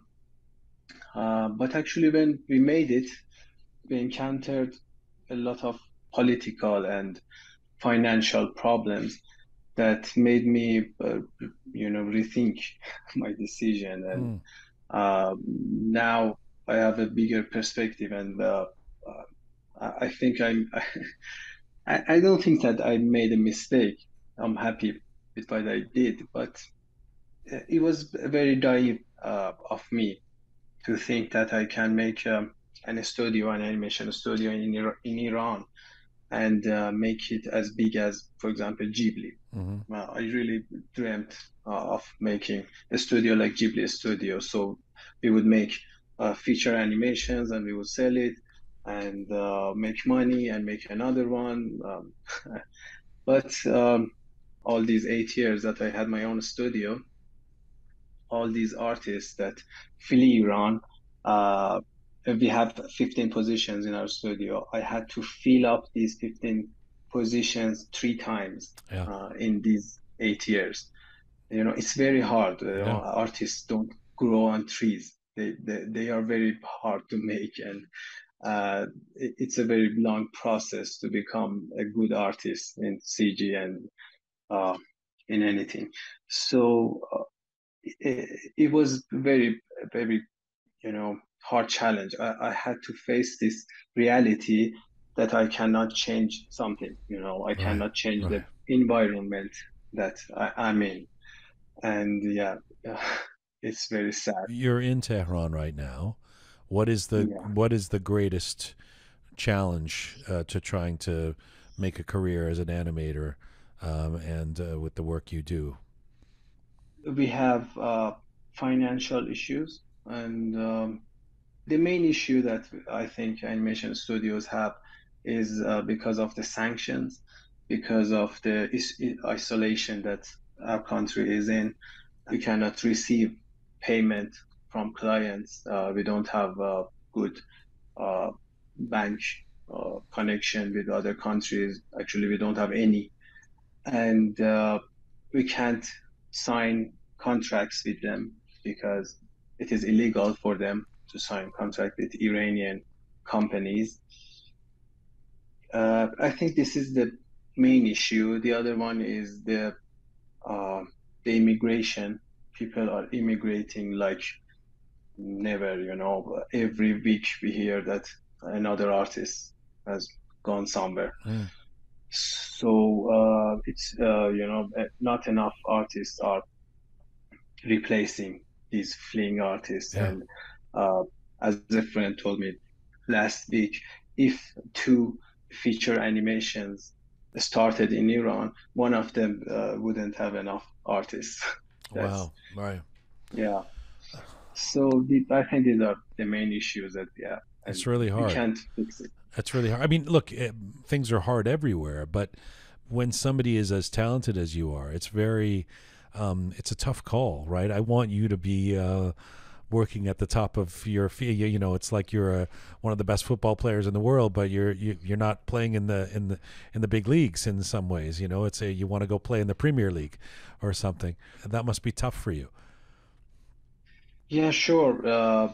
I would always rather to face the challenges of our own industry, you know, the challenges of making a film, not the challenges of receiving payment from a client, or signing a contract, or I have to register a company in another country so I can work with another country. These are challenges that I can't face. I don't have time, and I don't have the energy to face. Actually, after Mahsa Indifferent got released, we put it in our Vimeo page. A week after that, our production company called me and told me that please just remove it from your Vimeo page. And he told me that because there are sanctions from United States, that no country can work with an Iranian company. We can't tell anyone that we have worked with you. Wow. And it was like, you know, killing my baby. When I deleted it, and we couldn't put it back, not before, you know, 6 months or 7 months, when nobody was looking anymore.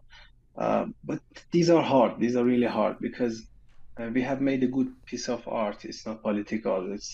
It's we love it. We are proud of it, and we can't even. It's the opposite of political. Actually, it's the opposite of political. It's yes. Yeah. and we have to say that it's not our work. It's really weird. What about on a personal level in terms of the way we talk about this a fair bit on our program, of the way Iranians, not frankly not just inside Iran but everywhere, see art and artists, that imperative to be a doctor or engineer or all of that kind of thing. I mean, what is your sense of what Iranians in general think of your line of work? Do you feel valued for what you do inside Iran? It's better than 10 years ago. But no, they don't take you very seriously. They don't think that it's a real career. Animation is a real career. They think that we are playing, and they don't really understand how we make these things. They tell us why did it take so much to make? Why is it taking a lot of money, to make? Right. And they don't realize that 30 people for 4.5 months has worked on Mr. Indifferent to make it happen. This is hard. We need to promote ourselves more, talk about ourselves. Aryasb, it's amazing to see. I talked in the introduction about the global virality of Mr. Indifferent, how people around the world are so into it. And I've seen on Instagram you did a Zoom teaching session with a bunch of kids from Harlem, New York, who are fans of yours, and you've won these awards and gone to places like South Africa and Italy. What does it feel like to get the international recognition you've received and to have interest even from programs like this one that we've called you and want to interview you? How does that feel for you? Oh, it's amazing. I don't know how to say it in words. It's the most amazing feeling that I have ever had. I remember when we were in South Africa, and I was talking about my career and my work, and an American, I showed a picture of Mr. Indifferent to an American, and she said, "Oh, I have seen this. This is amazing." And I showed it to another guy from Peru, and he also recognized it. And they would just talk to me differently from after that. Yeah. And that was the moment that I truly understood the impact that an animation, a film, can have in the world, and how powerful actually we are as an artist. I didn't realize it before that. Tell me about this new film tomorrow. What can we expect to see? It's a 16-minute short film. We started it 8 years ago, but we had to do a lot of other works to make money so we can finish tomorrow. So I think we have worked on tomorrow around maybe 6 years, and it's about a boy. He's a thief in Shiraz. It takes place 50 years ago. I don't want to spoil anything, but he becomes friend with a dog, and their friendship and the adventure that they get themselves into. It's very, I hope, very thought-provoking and dramatic. I hope that people would love, the characters and what we want to say with the film. I truly can't wait to see it. That sounds fantastic. I mean, when do you think people will get to see this? We don't have the exact plan of distribution right now. I don't know when they can see it, but I will try my best so they see it very soon.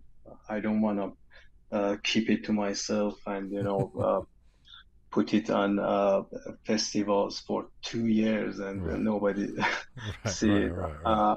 I would rather people see it in 3 months. Well, apparently you've also proven the idea or the adage that if you put something out there, it can lead to other work, right? I mean, it was the trailer of Tomorrow that led to you to Mr. Indifferent. I know you say that you're not going to give us any spoilers or tell us too much, but what kind of dog is it?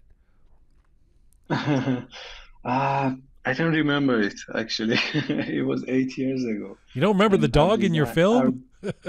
Not his ethnicity. I don't know. His breed. You don't know his breed. Yeah, it's breed. Yeah, it's breed. We see it everywhere in Iran, but okay. I don't know the name. He's an Iranian. Yeah. Yeah. Final question to you. He's a stray dog. He's a stray dog. Okay. Yeah. Okay. Like I say, I can't wait to see it. Where do you hope to be in say if we catch up again and do this interview 5 years from now? I mean, certainly I hope to be in touch in the interim, but if we do an official interview 5 years from now, where would you like to where in your mind's eye, in your animated mind, where do you see yourself being? I would love to talk about the recent feature films that I have finished in 5 years. I'm sure you can do it, brother. I'm sure you can do it. And make the Persian Wall-E. You can do it. Sure. Yeah. Aryasb, it's a great pleasure to talk to you. I thank you so much for taking the time. I know it's late in Tehran, and it's been a joy talking to you. And as I said at the top of the interview, I'm a fan of your work, and I'm continue to follow you and hope to stay in touch.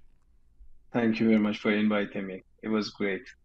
But by the way, I didn't want to say this throughout the interview because I don't mean to sound patronizing, but you've never lived anywhere outside of Iran, right? And how is your English? No. Your English is immaculate. You just learned it how? I don't think that it's very good. I hate my accent and. No, trust me, as someone who interviews Persians sometimes in Iran, your English is excellent. I don't know, how did you do it? What's the trick? I started learning English when I was 6 years old. I was taught the English alphabet before the Persian alphabet. My mom was very persistent, and about this thing, she wouldn't force me into anything, but in this matter I didn't have a say, so I had to take the classes and shut up. I mean, a lot of people take classes, but I grew up taking classes in French, and I would say my French is mediocre. It's not like your English is excellent. I hope you send the link of this interview to your mom so that she can hear how brilliant you are. Thank you again. Merci. Kheli khosh guzasht. I really appreciate the time and hope to talk to you soon. Khudafiz. Khudafiz. Aryasb Feiz in Tehran. What a guy. And if you haven't watched Mr. Indifferent yet, go now. Go to YouTube now. It's like 3 minutes of your day, and it's well worth it. This is full time for Roqe for today and for this week. Remember, for all things Roqe related, all of our previous episodes, everything you need to know at roqemedia.com. Thanks to the amazing team who put this show together. Talented Anahita, smart Pegah, savvy Rohan, bearded Omid, super Parissa, and sound person Louise. Thank you to all of you out there for supporting us and sharing our content. Please subscribe if you've not done so already on any or all of our platforms. Find me on Instagram at Jian Gomeshi. And as ever, Mizun Bashi.